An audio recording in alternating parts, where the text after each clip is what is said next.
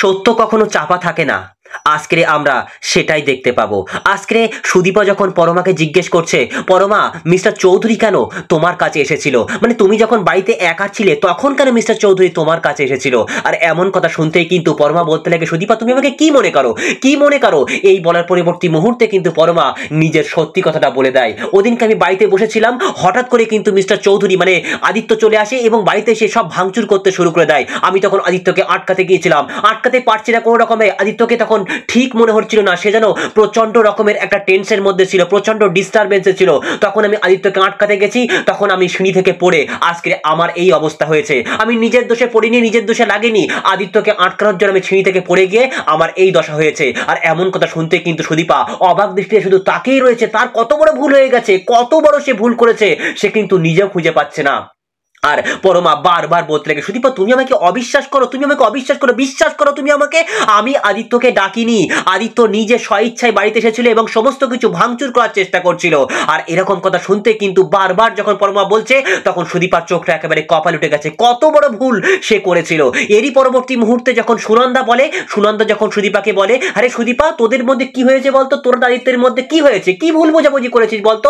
এদিনকে আদিত্য আমাকে জড়িয়ে ধরে কাঁদছিল আর বলছিল, মা মা সুদীপা আমাকে ঠকিয়েছে, মা সুদীপা আমাকে ঠকিয়েছে। আর সুনন্দার মুখ থেকে এমন কথা শুনতে কিন্তু সুদীপার চোখটা কপাল উঠে গেছে। তার পরবর্তী মুহূর্তে সুদীপা আদিত্যের কাছে চলে যায় এবং আদিত্যের কাছে গিয়ে সে কি বললো এবং কি ঘটনা ঘটলো, দুজনের ভুল বোঝাবুঝি কি মিটে গেল? আর অন্যদিকে আমরা আরো দেখতে পাবো যে আদিত্য চলে গেছে কিন্তু ফটো চেক করতে, যেখানে ফটোটা চেক করা হয় যে সেটা আসল অরিজিনাল নাকি সেটা মানে এআই ক্রিয়েটেড। তখন সেখানে সেই মানুষটা মানে সেই ফটো ক্রিয়েটার ফটো চেক করা যেখানে, সেখান থেকে কি অ্যান্সার চলে আসলো, পুরো বিষয়টা আজকে আমরা দেখবো। খুব ধামাকাদার পর্ব হতে চলেছে এবং প্রত্যেকের মিসআন্ডারস্ট্যান্ডিং, প্রত্যেকের ভুল বোঝাবুঝি কিভাবে ধুলোর সাথে মিশে উধাও হয়ে যাচ্ছে, পুরো বিষয়টা আজকের আমরা আলোচনা করতে চলেছি। সো চলো তাহলে শুরু করি আজকের পর্বের একেবারে নিখুঁত বিশ্লেষণ। সো আজকের পর্বে আমরা যখন দেখতে পাচ্ছি যে সুদীপাকে যখন আদিত্য প্রশ্ন করছে, সুদীপা তুমি কোথায় ছিলে, তুমি কি দাদার সঙ্গে ছিলে, সত্যি দাদার সঙ্গে ছিলে, এমন কথা শুনতেই আমরা দেখতে পাচ্ছি অন্যদিকে কিন্তু সেখান থেকে রুডি বলতে লাগে, তোমার দ্বারা কিচ্ছু হবে না, তোমার দ্বারা কিচ্ছু হবে না ঋতব, তোমার দ্বারা কিচ্ছু হবে না, তুমি ওদিকে সবার ওই দুই স্বামী স্ত্রীর মধ্যে ভুল বোঝাবুঝিটা মিটে গেলে তারপরে তুমি যাবে ওখানে, যাও আগে যাও, যাও আগে যাও। তখন সেখানে রুডি যখন এরকম কথা বলছে এবং আদিত্যকে মানে ঋতব স্যারকে বোঝানোর চেষ্টা করতে শুরু করে দেয়, তখন ঋতব স্যার বলতে লাগে, হ্যাঁ ঠিক বলেছেন তো স্যার, ঠিক বলেছেন তো। এবং রুডি এই কথা বলতে বলতে যখন হাসছে তখন সেখানে ঋতব স্যার জিজ্ঞেস করতে লাগে, স্যার আমি আমার বিষয়টা নিয়ে আমি টেন্সের মধ্যে রয়েছি, কিন্তু আপনি কেন ওদের দুই স্বামী স্ত্রীর মধ্যে ছাড়াছাড়িতে আপনি কেন তো হাসি পাচ্ছেন? তখন ঋতব স্যার বলতে লাগে, রুডি বলতে লাগে, ঋতব তুমি বুঝবে না, তুমি বুঝবে না এসব কথা, আসলে আদিত্যের যোগ্য নয় সুদীপা, আদিত্যের যোগ্য নয় সুদীপা, সুদীপা তোমার যোগ্য। তখন ঋতব স্যার বলতে লাগে, হ্যাঁ সুদীপা শুধু আমার যোগ্য, সুদীপা শুধু আমারই যোগ্য। এই বলে কিন্তু ঋতব স্যার সামনের দিকে এগিয়ে আসে। আর এদিকে তখন আমরা দেখতে পাচ্ছি সুদীপা আবারও প্রশ্নবিদ্ধা করতে লাগে, মিস্টার চৌধুরী আপনার কি হয়েছিল বলেন তো, আপনি কেন আমাকে ডেকে না জানিয়ে কেন ওখান থেকে চলে গিয়েছিলেন, আপনাকে বলতেই হবে, আপনি কেন এমন করছেন, আপনি কেন এমন করেছিলেন, এইসব বৃত্তান্তগুলো কিন্তু খোঁজ নিতে শুরু করে দেয়। আর এদের এই কথোপকথনের মাঝখানে কিন্তু ঋতব স্যার চলে আসার বলতে লাগে, আমি এখানে এসেছি মিস্টার চৌধুরী, আপনাকে কিন্তু আমি কোনো দোষারোপ করছি না, আপনাকে কিন্তু কাঠগড়ায় দাঁড় করাবো না। তখন সেখানে ঋতব স্যারের মুখে এমন কথা শুনতে কিন্তু সুদীপা বলতে লেগে, স্যার আপনি কি বলতে চাইছেন বলেন তো, আপনি কি বলতে চাইছেন? তখন ঋতব স্যার বলতে লাগে, না না আমি এসব বিষয় নিয়ে কিছু বলতে চাই না, কেননা উনি একজন সম্ভ্রান্ত পরিবারের সন্তান এবং উনি একজন সম্ভ্রান্ত ব্যক্তিত্ব, একজন আইপিএস অফিসার, সেক্ষেত্রে ওনার যে ভুল ভ্রান্তি সেগুলো আমি নিয়ে অতটা মাথা ঘামাচ্ছি না, যেহেতু ভুল আমাদেরও হয় সবারই হয়, তো সেক্ষেত্রে আমি বিষয়টা নিয়ে মাথা ঘামাচ্ছি না। এদিকে তখন দেখতে পাচ্ছি রুডি কিন্তু এসে দাঁড়িয়েছে, এদের কথোপকথন পর্বটা শুনতে শুরু করে দেয়। তখন সেখানে ঋতব স্যার এরকম কথাবার্তার মাঝখানে কিন্তু বিভিন্ন রকমের ন্যাস্টানা কথা বলছে, মানে আদিত্যকে রাগিয়ে দেওয়ার চেষ্টা করছে। তখন সেখানে সুদীপা বারবার জিজ্ঞেস করছে, স্যার আপনি এরকম কথা বলছেন কেন বলেন তো?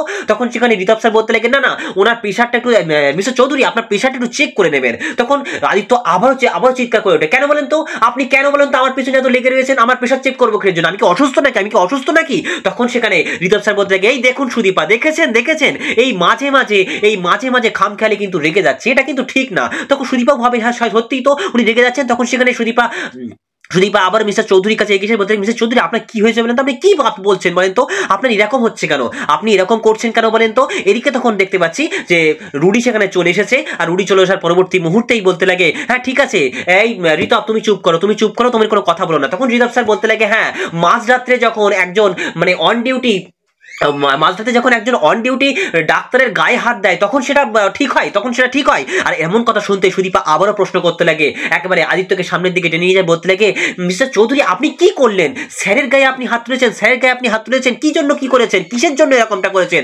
তখন সেখানে শুধু আদিত্য বলতে লাগে দেখুন আমি এসব এখন প্রশ্নের উত্তর দিতে চাইছি না, তুমি এখন চুপ করো তো সুদীপা, তুমি এখন চুপ করো। কিন্তু সুদীপা বলতে লাগে না আমি এখন চুপ করবো না, আমি চুপ করতে চাই না। এদিকে তখন একটা নার্স চলে আসার বলতে লাগে স্যার আপনার প্রেশারটা চেক করবো। তখন আদিত্য আরো রেগে যায়, জান এখান থেকে, জান এখান থেকে, আপনাকে প্রেশার চেক করতে কে বলেছে, আমি কি অসুস্থ নাকি, জান এখান থেকে। এই বলে কিন্তু আদিত্য প্রচন্ড হুঙ্কার দিয়ে সেখান থেকে নার্সকে তাড়িয়ে দেয়। আর এমন কথা দেখতেই কিন্তু আমরা দেখতে পাচ্ছি আদিত্য একেবারে জোরমোর করে সেখান থেকে রাগে গড়গড় করতে করতে বাইরে বাইরে বেরিয়ে যায়। আর বাইরে বেরিয়ে যাওয়ার পরবর্তী মুহূর্তেই আমরা দেখতে পাচ্ছি বাইরে বেরিয়ে যাওয়ার পরবর্তী মুহূর্তে সুদীপা বলতে লাগে স্যার আপনি কিছু মনে করবেন না স্যার, উনি আর কি হয়েছে আমি না কিছু বুঝতে পারছেন, উনি মনে হচ্ছে একটা ডিপ্রেশন জোনের মধ্যে রয়েছে, আমি দেখছি বিষয়টা, আমি দেখছি। অন্যদিকে আমরা দেখতে পাচ্ছি যে পরমাকে কিন্তু বাড়িতে নিয়ে আসা হয়েছে এবং পরমা যখন সিঁড়িতে উঠতে যাবে তখনই কিন্তু এরা ভেবেই পাচ্ছে না, এরা তো মহিলারা কি কোলে করে তুলে নিয়ে কিন্তু সিঁড়িতে করে নিয়ে যায়। তখন সেখানে অভ্রকে বলতে লাগে, বড়মা বলতে লাগে অভ্র তুই আয় এদিকে, এদিকে আয়, তুমি দেখতে পাচ্ছ না যে মেয়েটা এখান থেকে উঠতে পারছে না, তুমি দেখতে পাচ্ছ না। তখন অভ্র বলতে লাগে তোমরা যা খুশি তাই করো, আমার কোনো প্রয়োজন নেই। এই বলে অভ্র আবারও সামনের দিকে এগিয়ে যায়। সুনন্দা আবার তাকে রিকোয়েস্ট করতে লাগে অভ্র তুই কি করছিস বলতো, তোদের মধ্যে কি হচ্ছে, এসবগুলো কি হচ্ছে বলতো। তখন অভ্র বলতে লাগে না আমি এসবের কোনো ধারধারি না, ও নিজের ওঠা ও নিজে উঠে যাবে। এই বলে কিন্তু অভ্র সেখান থেকে একবারে চুপ করে নীরব নিতার হয়ে দাঁড়িয়ে থাকে। তখন সবাই মিলে কিন্তু ধরে একেবারে পরমাকে ধরে নিয়ে কিন্তু আস্তে আস্তে সিঁড়ি দিয়ে উপরে উঠে যায়। আর সবাই উঠে যাওয়ার পরবর্তী মুহূর্তেই আমরা দেখতে পাচ্ছি যে সেখানে কিন্তু সঞ্চারী চলে এসেছে। আর সঞ্চারী এসে বলতে লাগে দাদা তোমার কাছেও তো ঘেঁষতে দেবে না, কারণ অভ্র আবার একটা গিয়ে তখন পরমাকে ধরতে গিয়েছিল, কিন্তু পরমাকে যে এত ভুল বুঝছে যে মানুষটা, পরমা তার ধারে কাছে ঘেঁষতে দেয়। তো পরমা তখন বলেছিল না আমি আমি থাক থাক থাক আদিত্য অভ্র থাক, আমার কোনো প্রয়োজন নেই, আমি নিজের ওঠা আমি নিজেই উঠে যেতে পারবো। এদিকে যখন ওরা সবাই নিয়ে চলে গেছে তখন সঞ্চারী এসে একেবারে অভ্রের কানে বিষটা ঢেলতে শুরু করে দেয়। না না দাদা ও কেন তোমার পাশে ঘেঁষতে দেবে, ওর মনে তো এখন অন্য কিছু চলছে, ও কি আর তোমাকে তোমার কাছে আসতে দেবে না দাদা, আমার জাস্ট মনে হলো তাই ভাবলাম। তখন অভ্র অবাক দৃষ্টিতে সঞ্চয়ের দিকে তাকিয়ে রয়েছে এবং তার মনের মধ্যে প্রচন্ড রকমের একটা ঘৃণা কাজ করছে, কারোর জন্য, পরমার জন্য। অন্যদিকে আমরা দেখতে পাচ্ছি সুদীপা আবারও কিন্তু প্রশ্নবিদ্ধ করছে আদিত্যকে বারবার প্রশ্নবিদ্ধ করছে। তখন আদিত্য কিছু বলছে না। এদিকে রুডি তখন ঢুকে আসে আর বলতে লাগে দেখুন উনি একজন সম্ভ্রান্ত, উনি একজন আইপিএস অফিসার, সেক্ষেত্রে ওনার সম্পর্কে কোনো সমস্যা হোক আমি সেটা কিন্তু চাই না। উনি আমাকে থানায় ডেকে নিয়ে গিয়েছিলেন এবং সেখানে গিয়ে ওনার যা দায়িত্ব পালন করেছেন সেটা আমি মেনে নিয়েছি, কিন্তু আমার এখানে যদি হাসপাতালে যদি কোনো রকমের কোনো সমস্যা হয় সেক্ষেত্রে কিন্তু আমি ছেড়ে কথা বলবো না। এরকম কথা বলবো মাঝখানে কিন্তু আমরা দেখতে পাচ্ছি যে এদিকে আদিত্য তখন মনে মনে ভাবতে শুরু করে দিয়েছে, হ্যাঁ সত্যিই তো আমি ভাবতেই পারছি না যে কি হচ্ছে, বিষয়টা কেন হচ্ছে, আর ঋতব স্যার কেন এত পাগলামো করছে, কেন আমাকে এত রাগিয়ে দেওয়ার চেষ্টা করছে।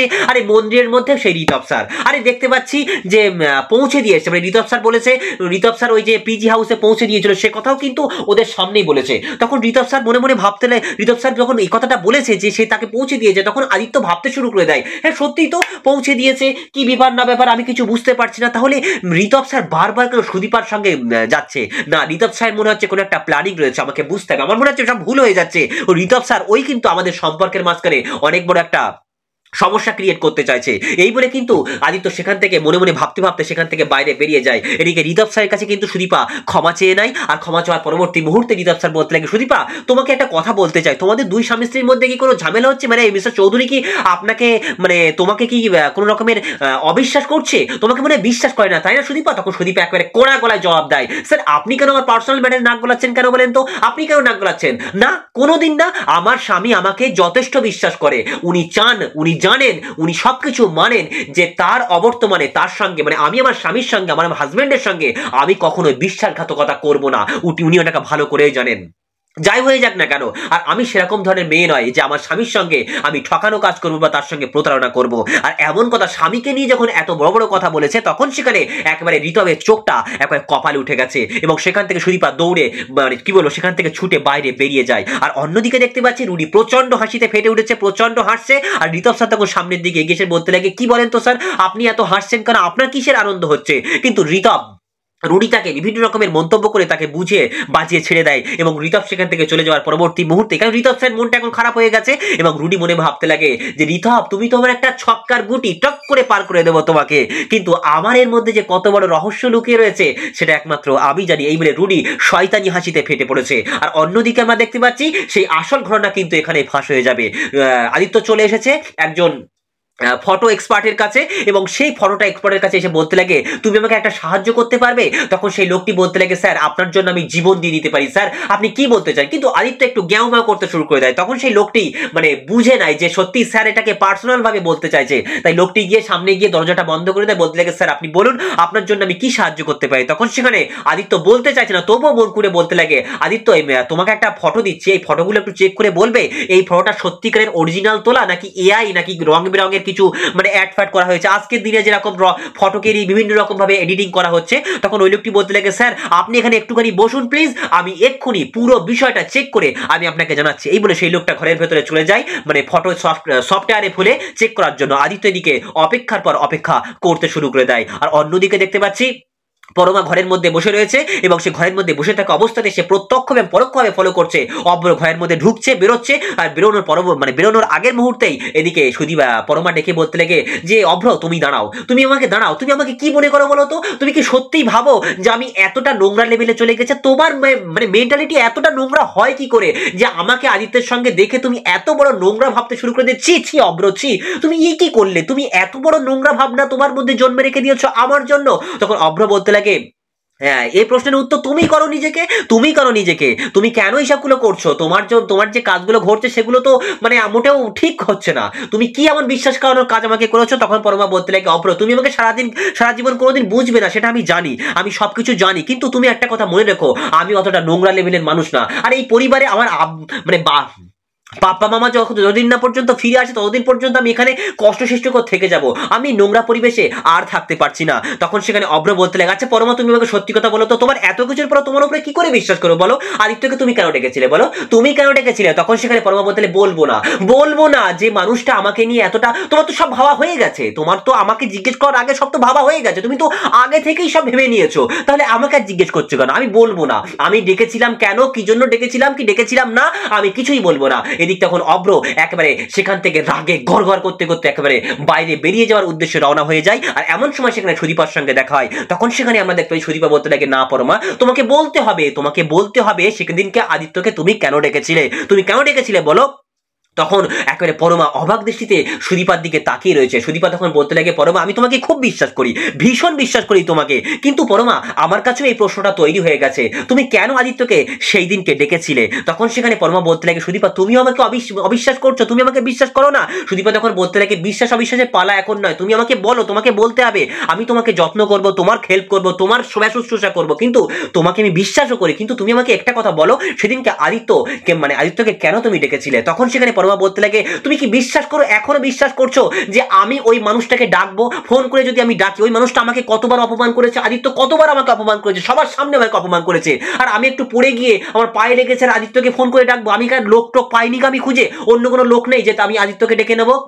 তুমি কি করে ভাবলে যে আমি আদিত্যকে ডাকবো? তখন সেখানে সুদীপা বলতে লাগে, তুমি তাহলে আদিত্যকে ডাকোনি, মিস্টার চৌধুরীকে তুমি তাহলে ডাকোনি? তখন পরমা বলতে লাগে, না আরে আমি ডাকিনি, সেদিনকে আমি বাড়িতে একা বসেছিলাম এবং বাড়িতে একা বসে থাকার পরবর্তী মুহূর্তেই যেখানে দেখতে পাচ্ছি আদিত্য ঢুকেছে এবং আদিত্য তাকে দেখে ঠিকঠাক মনে হচ্ছিল না, সে বাড়িতে এসে ভাঙচুর করতে শুরু করে দিয়েছিল এবং তারই পরবর্তী মুহূর্তেই আমি আদিত্যকে আটকাতে যেতেই কিন্তু সিঁড়ি থেকে পড়ে গিয়ে আমার পায়ে লেগেছে। আমার পায়ে এমনি লাগেনি, ওই আদিত্যের জন্য আমার পায়ে এরকম মচকে গিয়েছে, আজকে আমি পায়ের জন্য আমি এখান থেকে নড়তে পারছি না। আর এমন কথা শুনতে শুনতে কিন্তু সুদীপার চোখটা কপালে উঠে গেছে। সে কি করবে সে কিন্তু কিছুই বুঝতে পারছে না, সে কত বড় ভুল করেছে সে কিন্তু এখনই তার ঘাসারাত দিচ্ছে। আর এদিকে দেখতে পাচ্ছি যখন অধীর আগ্রহে অপেক্ষা করছে আদিত্য, এমন সময় কিন্তু ফটো এক্সপার্ট এসে বলতে লাগে স্যার এই ফটো কিন্তু কোনো রকম ভাবে এডিট করা না, এমনকি কোনো কালার গ্রেডিং করাও না, এই ফটোটা স্যার অরিজিনাল ফটো। আর এমন কথা শুনতে কিন্তু আদিত্যের মানে কি বলবো মাথাটা ঘুরে যায়, তার জন্য ভূমিকম্পে সমস্ত কিছু একেবারে লন্ড ভন্ড হয়ে যায়। সে যে বিশ্বাস করেছিল, সে মনে মনে আশা করছিল এই ফটোটা এডিট করা হতে পারে, তার স্ত্রী সুদীপা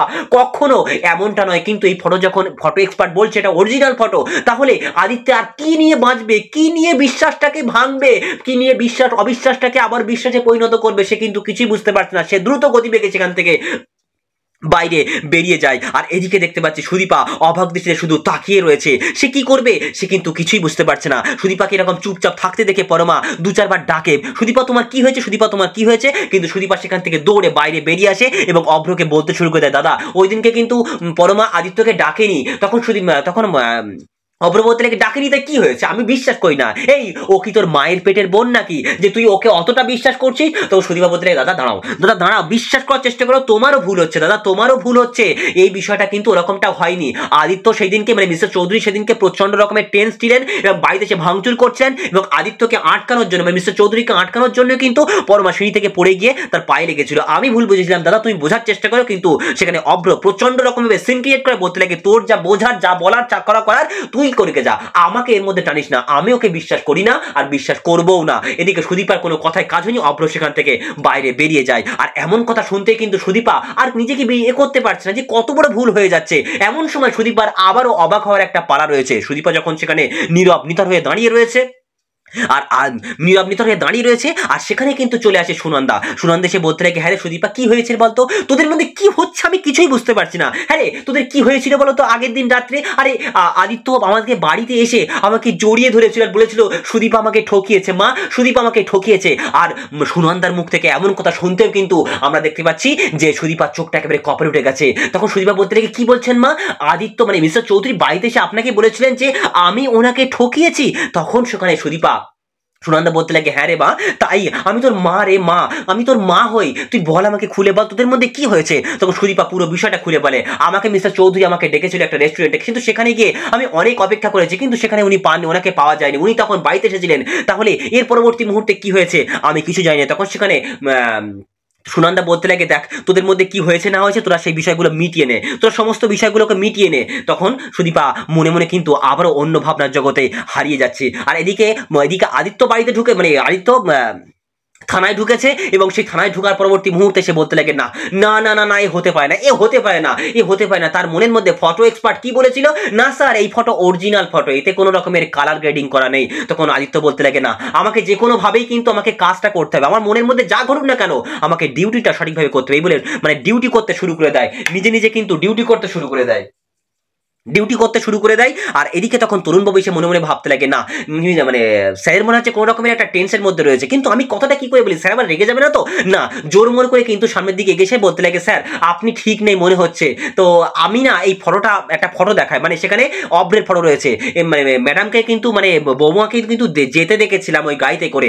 তখন আদিত্য ফটোটা নিয়ে দেখে সত্যিই তো তার দাদা তো সেই সত্যি গাড়িতে বসে রয়েছে। তখন আদিত্যের মনের মধ্যে একটা আলাদা ঝটকা লাগে, সত্যি তাহলে সুদীপাকে সে অবিশ্বাস করছে, কি যে হচ্ছে সে কিছুই বুঝতে পারছে না, কি হচ্ছে, ফটোটা অরিজিনাল ফটো, আবার দাদা তার সাথে ছিল, আবার সেখানে ঋতব স্যার গিয়ে পৌঁছে দিয়েছিল, তাহলে কি হলো বিষয়টা। আদিত্য তখন বলতে লাগে তরুণবাবু আপনি না এক কাজ করুন, আপনি একটা কেস আসার কথা রয়েছে, কেসটাকে আপনি হ্যান্ডেল করুন, আমি দেখছি। এই বলে কিন্তু আদিত্য দ্রুত গতিবেগে সেখান থেকে বাইরে বেরিয়ে যায়। আর অন্যদিকে আমরা দেখতে পাচ্ছি যে সেখানে কিন্তু দরজার কলিং বেলটা বেজে ওঠে এবং সেই দরজার কলিং বেলটা বাজার সঙ্গে সঙ্গে কিন্তু সুনন্দা গিয়ে দরজাটা খুলে, কিন্তু সেখানে এসে অংশু এসে একেবারে বলতে লাগে কি হয়েছে বলতে, কি হয়েছে, এতক্ষণ ধরে কলিং বেল বাজাতে হয় নাকি, কলিং বেল বাজাতে হয়। তখন সেখানে সন্ধ্যা বলতে লাগে আরে বাবা তুমি এরকম করছো কেন, তুমি বাড়িতে এসছো একটু বসো, এখানে সুদীপা রয়েছে। তখন সেখানে অংশু বলতে লাগে ও সুদীপা রয়েছে, কি হয়েছে সুদীপা রয়েছে, ও একেবারে যেন করছে সুদীপা রয়েছে কি হয়েছে। তখন সেখানে সুদীপা অবাক দৃষ্টিতে শুধু তার শ্বশুরমশাইকে দেখতে ব্যস্ত হয়ে রয়েছে।